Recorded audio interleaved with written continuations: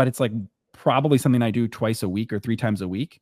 Yeah. It makes my life so much easier. And so that's another point of it as well. So anyhow, Yeah, and then can you removal describe the strength graph and the regeneration graph you have here? Yeah, so the graph on the right is just kind of an illustration of kind of what we set out to do, was, you know, the kind of the holy grail of materials, fixation materials in orthopedics should be that they're natural, they leave nothing behind, leave no trace, but they're also strong. So if you kind of look at that chart, you've got strength on one axis and you've got kind of natural bone regeneration on the other axis. You can see we're twice as strong as PEEK, or about 5 times as strong as a traditional bioresorbable. And we also have that natural bone regeneration happening. So that upper right-hand corner is kind of where you want to be in terms of orthopedic fixation materials in the future. Yeah. All right, well, let's go to that next slide to see if By the way, you mentioned hardware removal surgery. Obviously, there's a huge cost benefit here too. Obviously, patients don't want a second surgery, especially children, which is why we have a pediatric label for most of our products now. But hardware removal surgeries is one of the most common surgeries in the United States of any surgery.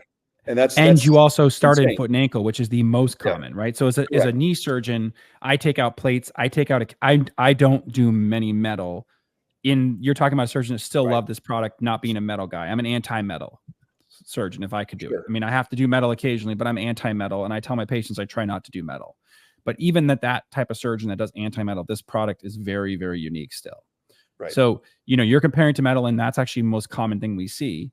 But even people that don't always use metal, there's still a huge benefit of this, right? It's just that we're always, metal is the gold standard for hardness.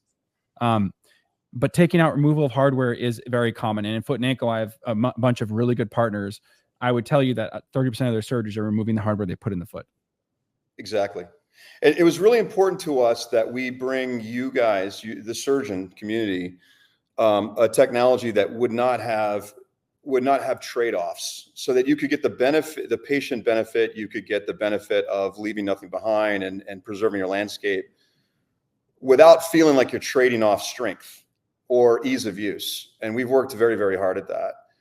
So the way we get our strength is this chart here, this kind of illustration here. We take basically minerals found in bones, silica, calcium, magnesium, etc.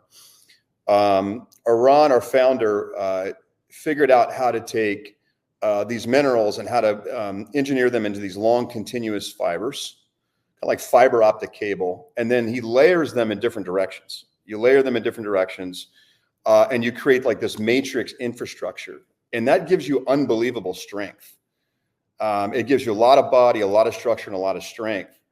And as a matter of fact, we make our implant, if we make a screw differently than we make a staple or an anchor, we can just take these fibers and we orient them in different ways to dial in different mechanical properties. But each time we do that, we definitely continue to overlap and weave them so they're really, really strong. What that does is it gives you strength higher than cortical bone at time 0 through 6 months and beyond. And then over time, what happens is bone attaches to this immediately. We saw in our animal studies at 2 weeks, trabecular bone formation on the implant. The bone thinks this is bone. And then it starts to infiltrate the implant.